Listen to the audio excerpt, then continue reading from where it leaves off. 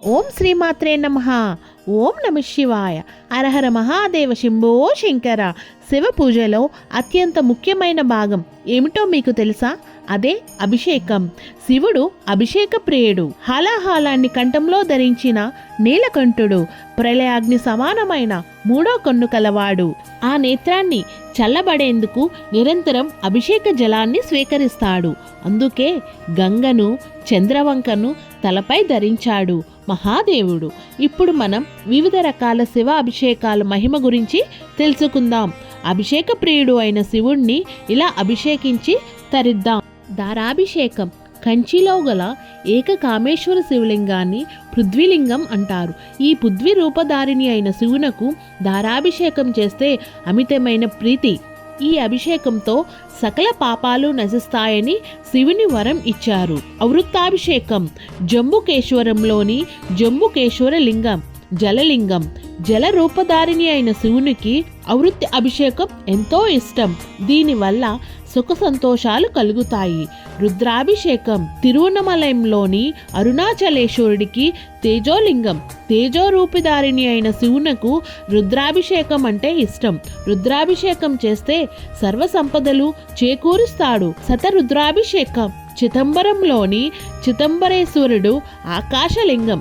ఆకాశ రూపధారిణి అయిన శివునకు శతరుద్రాభిషేకం చేస్తే అమితమైన ప్రీతి. శతరుద్రాభిషేకం వల్ల పుత్ర పౌత్రాభివృద్ధిని, పాలనేత్రుణ్ణి అనుగ్రహిస్తాడు. ఏకాదశ రుద్రాభిషేకం. శ్రీకాళహస్తిలోని శ్రీకాళహస్తీశ్వరుడు వాయులింగంగా ఉంటారు. వాయు రూపధారిణి అయిన శివునకు ఏకాదశ రుద్రాభిషేకం అంటే ఇష్టం. ఏకాదశ రుద్రాభిషేకం చేస్తే శివునితో పాటు లక్ష్మీ అమ్మవారి కటాక్షం దొరుకుతుంది. లఘు రుద్రాభిషేకం. ఒరిస్సాలోని కొనార్క్లోని శివలింగాన్ని సూర్యలింగంగా అంటారు. సూర్య రూపధారిణి అయిన శివునకు లఘు రుద్రాభిషేకం అంటే అమితమైన ప్రీతి. లఘు రుద్రాభిషేకం చేస్తే పునర్జన్మ ఉండదని శాస్త్రవచనం. మహారుద్రాభిషేకం. బటగావంలోని శివలింగాన్ని చంద్రనాథలింగం అని అంటారు. చంద్ర రూపధారిణి అయిన శివునకు మహారుద్రాభిషేకం అంటే ఇష్టం. మహారుద్రాభిషేకంతో జ్ఞానబుద్ధిని అనుగ్రహిస్తాడు. అతి రుద్రాభిషేకం. ఖన్మండు వద్ద త్రినాథ క్షేత్రంలోని పశుపతి లింగం యజలింగం సర్వరూపధారిణి అయిన శివునకు అతి రుద్రాభిషేకం అమితమైన ప్రీతిని కలిగిస్తుంది. అతి రుద్రాభిషేకం వల్ల అఖండ పుణ్యం, ముక్తి చేకూరుతుంది.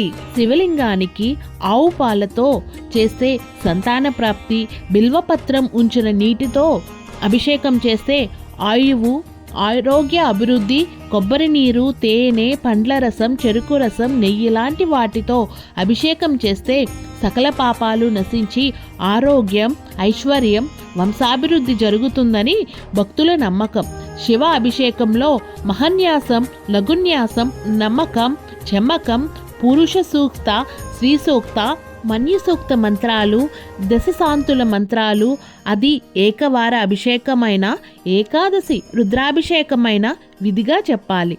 శివ పూజకు బిల్వపత్రాలు వినియోగించాలి. మారేడు చెట్టును బిల్వవృక్షమని, శ్రీవృక్షమని అంటారు. కానీ ఎండిపోయిన బిల్వపత్రాన్ని కూడా శివుడు ఆనందంగా స్వీకరిస్తాడు. ఈ బిల్వపత్రాలతో శివ పూజ చేసిన వారికి మరుజన్మ ఉండదు. ఒక్క మారేడు దళం 1,00,000 బంగారు పువ్వులకు సమానమని శివపురాణం అంటుంది.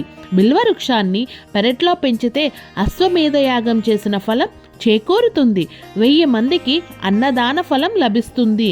నిత్యం బిల్వపత్రంతో శివునికి పూజిస్తే ఐశ్వర్యవంతులవుతారు. మారేడు చెట్టు కింద కూర్చొని ఓం నమ శివాయ పంచాక్షరి మంత్రాన్ని జపిస్తే మంత్రసిద్ధి లభ్యం అవుతుంది. ఆరోగ్యరీత్యా మారేడు చెట్టు వేర్లు, ఆకు రసము, కషాయం, చలువ, మెహశాంతి, ప్రత్యశాంతి, జఠర దీప్తిని కలిగిస్తుంది. జ్వరమును హరిస్తుంది.